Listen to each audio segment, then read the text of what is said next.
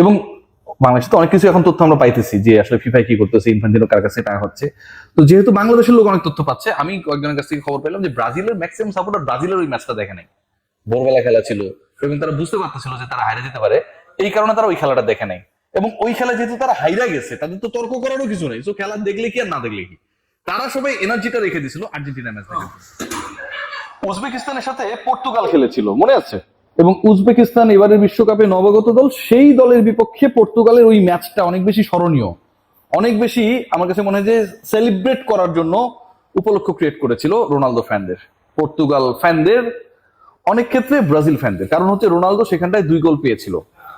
ওই সময়টায় ভাই পৃথিবীর এই যে যারা হচ্ছে এই মুহূর্তে আর্জেন্টাইন বিদ্বেষী তাবৎ যে লোকজন রয়েছে, আমাদের বাঙ্গু সমাজের লোকজন, তারা কখনোই রোনালদো কেন উজবেকিস্তানকে হারাইলো, পর্তুগাল কেন উজবেকিস্তানকে হারাইলো, কারণ উজবেকিস্তান মুসলিম কান্ট্রি, এই আলোচনাটা করে নাই। তখন উজবেকিস্তান কোন কান্ট্রি, তাদের ধর্ম কি, সেই আলোচনা হয় নাই, কারণ গোল দিছিল রোনালদো। আবার যখন মিশরের বিপক্ষে আপনি জিতে গেছেন, তখন আপনার আলোচনা আসবে যে মিশরের বিপক্ষে আর্জেন্টিনা জিতেছে এবং এই জয়কে যারা চুরি বলছে না, তারা মুসলমানদের এগেনস্টে দাঁড়িয়ে গেছে। সো এই যে একটা ভণ্ডামি, লাম্পট্য, চরিত্রহীনতা, বাটপারি, টাউটারি, এই জিনিসটা আমার কাছে মনে হয় যে একটা গ্রুপের মধ্যে প্রবল ভাবে কাজ করছে। এবং এই গ্রুপটার চরিত্র মানে এতটাই পিচ্ছিল ভাই, এখানটা যে কেউ পিছলে পড়বে, হাতিও পিছলে পড়বে। এদের চরিত্র কি, প্রথমে হচ্ছে ব্রাজিল, তারপরে পর্তুগাল, তারপরে ডিআর কঙ্গো, তারপরে হচ্ছে কি মিশর, এখন হইছে সুইজারল্যান্ড।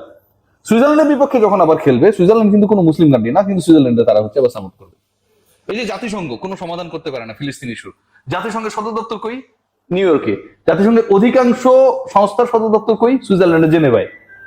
তো এরা তো কোনো সমস্যার সমাধান করতে পারে না, কিন্তু সুইজারল্যান্ডকে এরা সাপোর্ট করবে। তখন আবার এই মানবতা, এই আলোচনাগুলো আসবে না। যে ডিসকাশনটা করতে চাই আসলে বাঙ্গুদের জন্য, এই ডিসকাশনটা খুব জরুরি। নিয়ম না জানলে অনেকেই অনেক কান্নাকাটি করে, এবং এই কান্না করাটাই স্বাভাবিক। ধরেন আপনি পড়াশোনা করছেন, হ্যাঁ, পরীক্ষায় অঙ্ক আসছে, সেই অঙ্কটা আপনি করতে পারেন না, এখন বাসায় এসে যখন আপনার বাপ মানে ব্যাট নিয়ে আপনার পেটানোর জন্য মানে একদম পশ্চাৎদেশটা লাল করে দিবে, এই অবস্থা যখন ইয়ে করছে, তখন বললো যে আমি তো এই অঙ্কটা পারিনি, কারণ স্যার আমাকে এই নিয়মটা শিখায় নাই। আপনি কিন্তু বেঁচে গেছেন, কারণ আপনি নিয়ম জানেন না।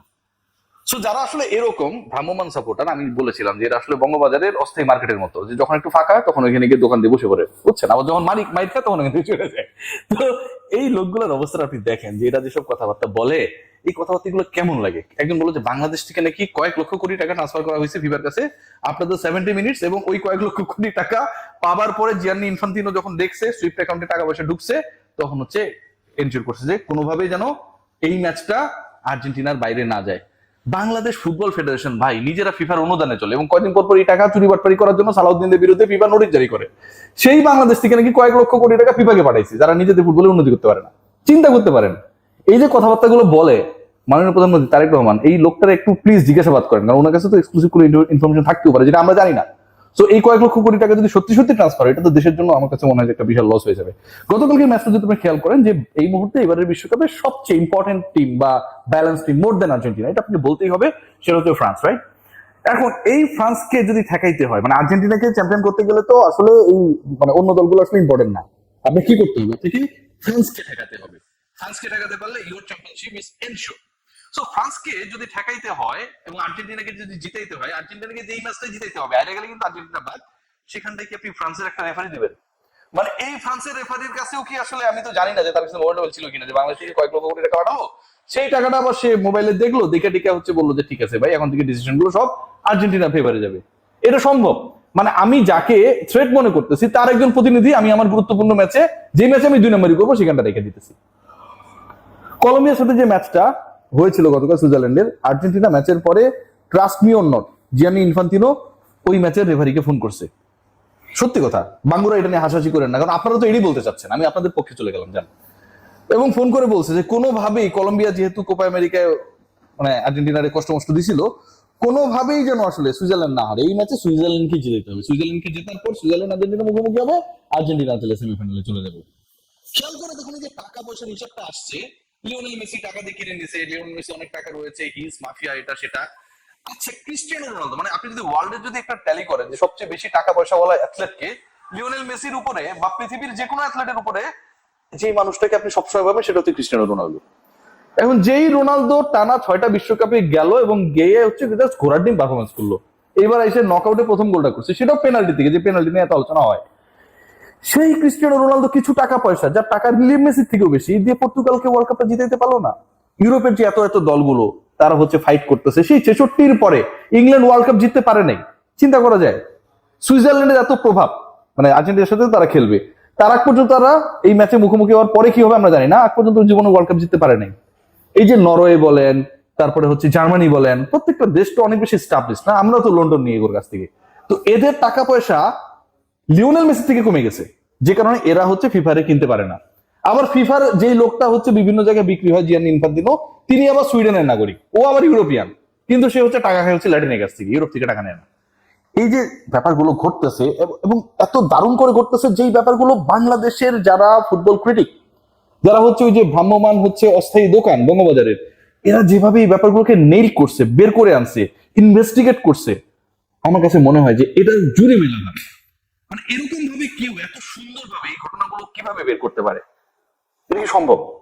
সম্ভব, কারণ বাংলাদেশে এই সাপোর্টাররা রয়েছে। এখন সবচেয়ে মজার ব্যাপার কি জানেন, আমি যে খবরটা পাইলাম এর মধ্যে, যে ব্রাজিলের যে সাপোর্টাররা রয়েছে তারা আসলে খেলা দেখার থেকে তর্ক করতে বেশি ভালোবাসে। আরেকটা জিনিস তারা পছন্দ করে, সেটা হচ্ছে তাদের যে সময়টা আরামের, মনে করেন এদেরকে কিন্তু ভোরবেলা পাবেন না, এদেরকে পাবেন হচ্ছে সন্ধ্যার পর থেকে অ্যাভেলেবেল। ওই আরামের সময়টা এরা বিসর্জন দেয় না। এবং বাংলাদেশে তো অনেক কিছু এখন তথ্য আমরা পাইতেছি যে আসলে ফিফাই কি করতেছে, ইনফান্তিনো কার কাছে টাকা হচ্ছে। তো যেহেতু বাংলাদেশের লোক অনেক তথ্য পাচ্ছে, আমি কয়েকজনের কাছ থেকে খবর পেলাম যে ব্রাজিলের ম্যাক্সিমাম সাপোর্টার ব্রাজিলের ওই ম্যাচটা দেখে নাই, ভোরবেলা খেলা ছিল এবং তারা বুঝতে পারতেছিল যে তারা হাইরে যেতে পারে, এই কারণে তারা ওই খেলাটা দেখে নাই। এবং ওই খেলা যেহেতু তারা হাইরা গেছে, তাদের তো তর্ক করারও কিছু নাই, তো খেলা দেখলে কি আর না দেখলে কি, তারা সবাই এনার্জিটা রেখে দিয়েছিল আর্জেন্টিনা ম্যাচ দেখার জন্য। কেপবার্দের বিপক্ষে তারা ম্যাচ দেখেছে এবং ওটা হচ্ছে হাইয়েস্ট ভিউ, 2.7 বিলিয়ন কিছু একটা হবে। এবং পরের ম্যাচটাও তারা কিন্তু দেখেছে, মানে আমরা যতটা মনোযোগ দিয়ে দেখেছি, টেনশন নিয়ে দেখেছি, ব্রাজিলের সাপোর্টাররা ভাই বিশ্বাস করেন, আমার কাছে মনে হচ্ছে they are the real fan of Argentine football, they are the real fan of FIFA. কারণ এই খেলা যত বেশি মানুষ দেখবে, ব্রডকাস্টাররা তত বেশি রেভিনিউ ফিফারে দিবে, জিয়ানি ইনফান্তিনো কোষাগারটাকে তত হাই লেভেলে নিয়ে যেতে পারবে। তো যারা আসলে এত সমস্যা নিয়ে কথা বলছে, they are the real fan of FIFA. এবং এই ফিফা ওয়ার্ল্ড কাপে আর্জেন্টিনা ম্যাচ এবং নিজেদের ম্যাচ না দেখলো, আর্জেন্টিনা ম্যাচ দেখার প্রতি তাদের যোগটা সবচেয়ে বেশি। আলোচনা ছোট করতে চাই, শেষ করতে চাই, আসলে এই বিষয়গুলো নিয়ে আসলে বেশি কথা বলার কিচ্ছু নেই। গতকালকের ম্যাচে এই যে উরু আছে না, আমরা যেটাকে বলি, ওইটাকে টাচ কইরা, মানে ওইটা দিয়া লিওনেল মেসি গোল দিছে। মেসির যতটা দুর্বল মনে হয় ও আসলে ততটা না, আর আর্জেন্টিনার যতটা আপনাদের মতো বেকুব মনে হয়, আর্জেন্টিনা দল হিসেবে ততটা না। এতদূর পর্যন্ত আসার জন্য যোগ্যতা লাগে। ক্রিস্টিয়ানো রোনালদোর দল ক্রোয়েশিয়ার বিপক্ষে ভিআর এর সুবিধা পাইছিল, ক্রোয়েশিয়ার গোল বাতিল হয়েছিল, মনে আছে? লুকা মধ্যে যেটা নিয়ে কথাও কইছে। এইটা আপনারা খোঁজ রাখেন নাই, কেন জানেন? কারণ আপনারা শুধু আর্জেন্টিনার খেলা দেখেন, উই আর ব্লেসড যে আপনারা শুধু আর্জেন্টিনার খেলা দেখেন। সবাই ভালো থাকবেন, টেক কেয়ার।